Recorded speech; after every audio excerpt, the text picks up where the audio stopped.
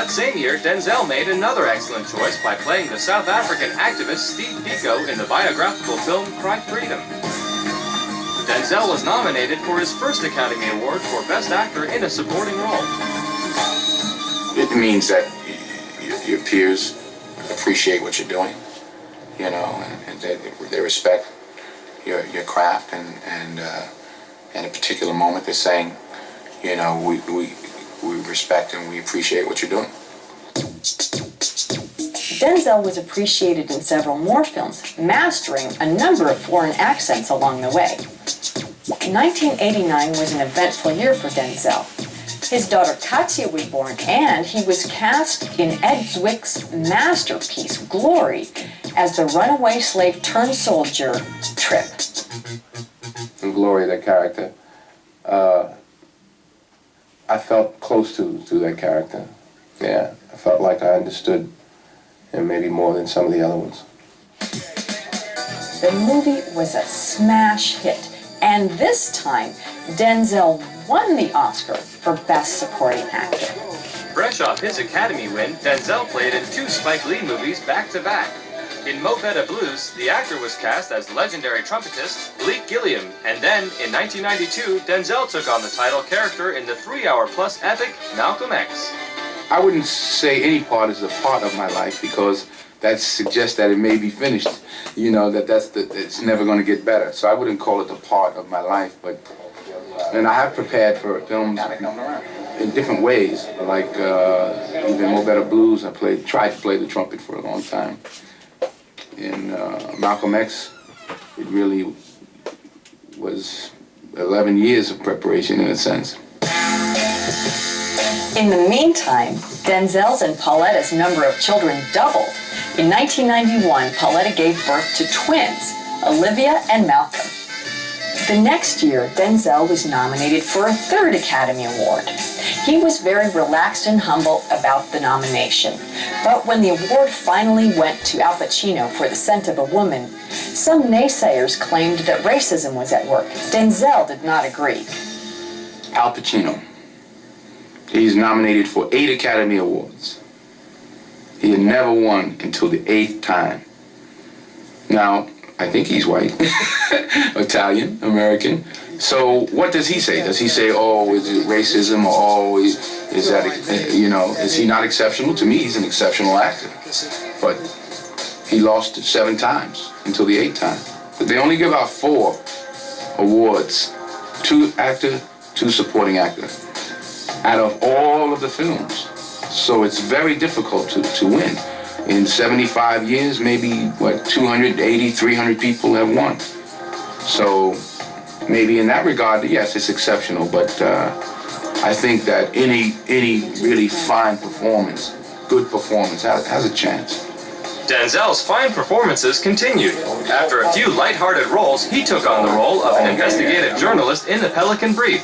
The hardworking actor did his homework. I worked with the Washington Post. I did my research with them down in D.C., and I found them to be obsessed with the work. But most of them I think people are of integrity, and so I tried to instill that in the character. Working on The Pelican Brief had a few obvious attractions.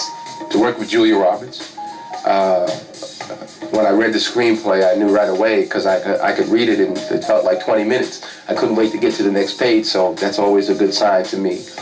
And then also to work with, I think, one of the great directors, Alan Pakula.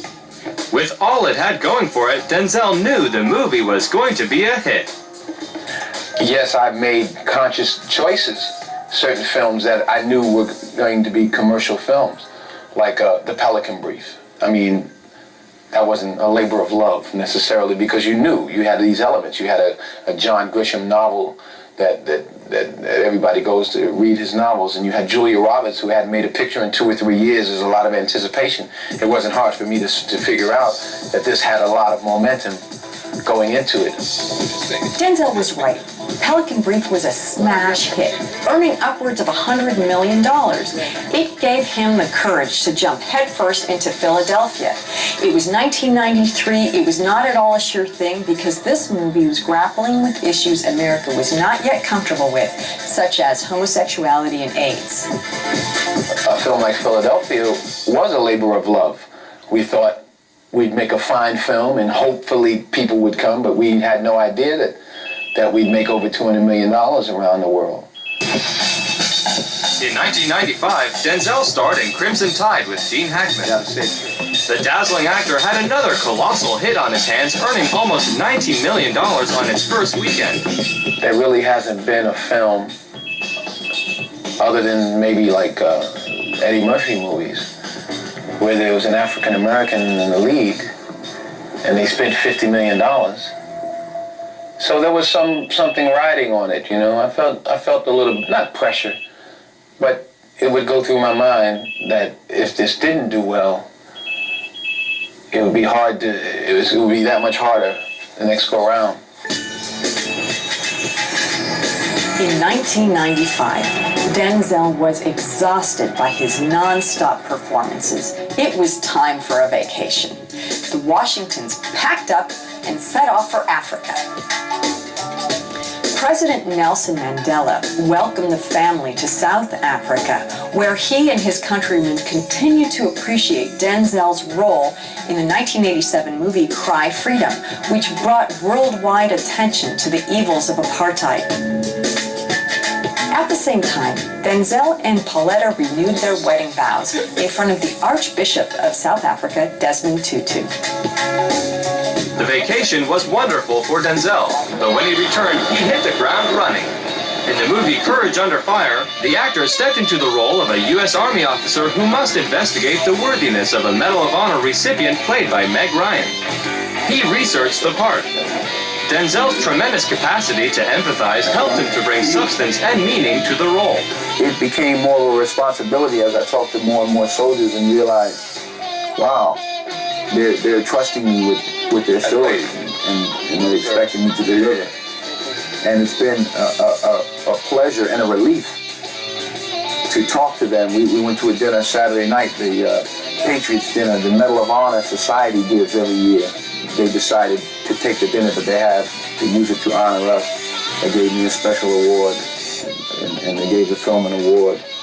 And every one of them talked about how they love the film and loved how we are showing a side of them that hasn't been shown, and the fact that they're human and frail and sensitive like everyone else. Denzel liked the fact that the film gave the public a rare and badly needed look inside the heart of the average soldier.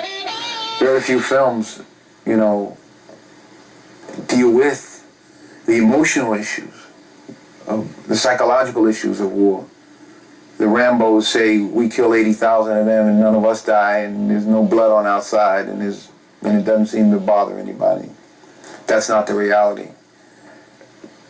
Man after man, woman after woman that I spoke to who fought in war, who have killed and who have seen friends killed, talked about how they, not so much how nobody sees them because they weren't looking for attention, but they just seemed to pour it out to me in a way that surprised me because I had that Rambo image of soldiers who were tough and they never, you know, but they're human beings with children.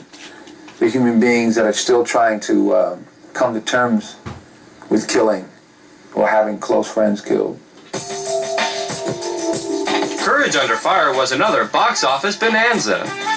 After several more hits and a couple of misses at the box office, Denzel found himself starring in another biopic. This time the subject was Reuben Hurricane Carter, a middleweight boxing champion who was falsely imprisoned for a triple murder he did not commit. The Hurricane was Denzel's second round with Soldier Story director Norman Jewison. I don't try to manipulate the audience. I try to be honest. Norman and I work very hard on the words, on the material, and then of course I work as hard as I can on the character, and then I try to just listen and see what happens within the circumstances of each scene and within the circumstances of the story. The real Reuben Carter was not what Denzel expected. I was amazed. I expected to meet a very angry man, or at least a bitter man.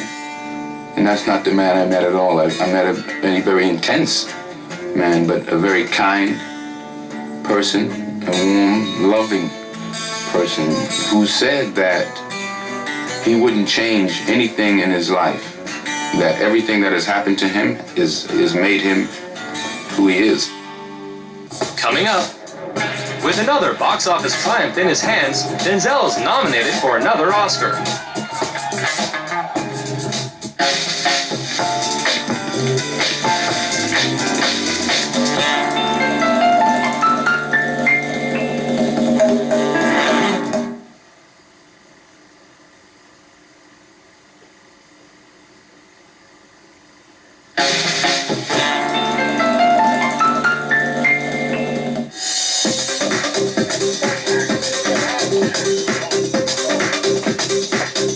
You can not get it. I don't worry about it too much. But I have to also think about what it means for other people who are looking at me, you know, especially my people, you know.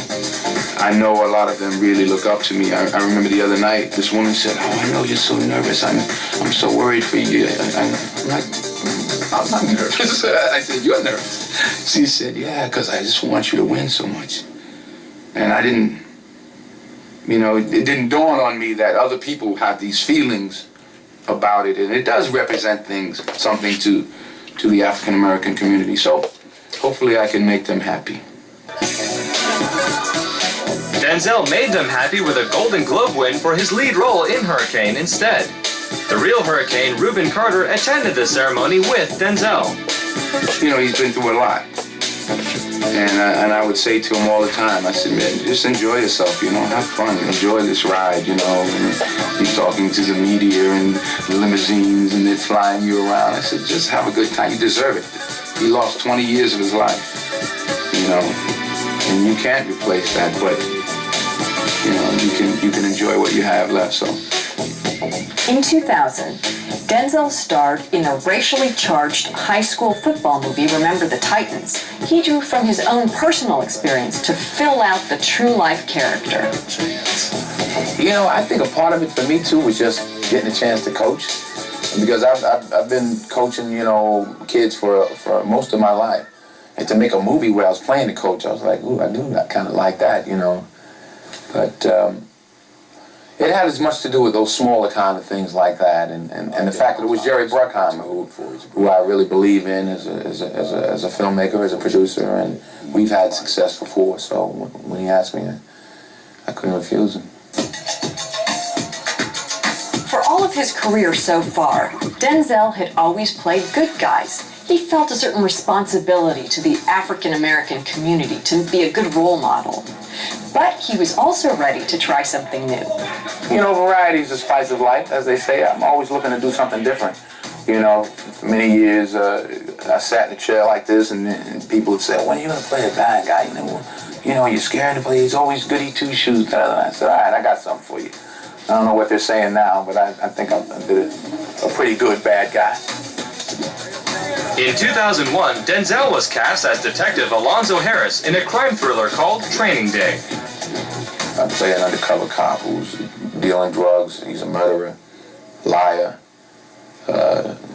cheats on his wife, and ultimately he's murdered, which is what he should be. So I still think he's a good guy. He just has a twisted point of view. The movie was a resounding success. After one win for supporting actor and 3 nominations, Denzel won the Academy Award for Best Actor in a Leading Role. It was a major breakthrough for African Americans. Before he won, Denzel knew it would be one of the major themes he would bring up in his acceptance speech.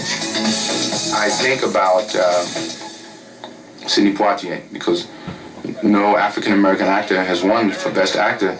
Only Sidney Poitier, and that was 36 years ago. So I know I would say something about him. With hardly a chance to relax and enjoy his victory, Denzel was back at work in another new role. In the fall, I'm going to direct a film in October. So I'm very excited about that because it's almost like starting over again. I mean, I know a lot because I've been in this business a while and I know how films are put together. But now I'm going to have my chance to put it together, so I'm excited about that. Though he'd never officially directed before, he had plenty of directing experience. I've directed myself in most of the movies I've done. I've directed myself. Not most of them, but quite a few. I've had to direct myself because I couldn't trust the director. The true story of Antoine Fisher's young and difficult life touched Denzel deeply. I knew I wanted to be a part of it, either as a producer or in some capacity. And that turned into me working with Antoine and working together with Antoine and developing the material, which took 3 or 4 years. As we got closer and closer to what we wanted, you know, I felt more and more confident about being the one to direct it. Denzel feels that working on Antoine Fisher has changed his life for the better. Days that I feel like I want to give up or whatever, and I think about Antoine, and I realize, you know, what do I have to complain about? Or am I reaching out to help somebody? You know, because you never know who you affect. You know, you never know what a kind word can do. You never know what a kind gesture can do to help someone. Denzel probably knows what effect he has on his own children. So far, he's allowed them to make their own decisions about whether or not they want to follow in his footsteps. I don't encourage them. I don't discourage them. I have one daughter who's a dancer, and she plays the piano. And my son, her twin brother, he wants to be an actor. He's always in front of the camera any chance he gets. My other two don't seem to be interested in it at all, which is fine with me. You know, maybe one day they'll do some work behind the scenes or cameraman or something. I don't know, but I just want them all to go to college. That's my requirement. As far as the lovely Pauletta is concerned, she is re-energizing her interest in performing, something that she put aside while her children were young. Denzel is her biggest fan. All the while, the Washingtons have consistently been extremely generous to charitable causes over the years. Denzel and Pauletta donated $1 million to Nelson Mandela's Children's Fund in South Africa after their visit a few years back. In 2004, Denzel was invited to visit an Army medical center in San Antonio, Texas, which treats soldiers who are injured in combat zones. Denzel was so moved, he decided to make a substantial contribution for the construction of what's called a Fisher House, a nearby hotel where family members can stay while the soldier is being treated. No matter what, Denzel stays real. The audience is paying their hard-earned money to see you, and I take that part of it very seriously. But you know, the rest of it, I don't need much. I mean, you know, I'm a pretty simple guy. I went out and bought some suits finally to do these interviews. You know, I still wear my $39 Casio G-Shock that I got in 1989. It works just fine. And one day I'm gonna get some socks. But my mother always taught me to keep it simple. You know, and I believe in that philosophy, and you know, I just keep it simple. I had a job to do, and the biggest job I have to do is raise my kids, you know, and then my profession is acting, so I decided to get the job out.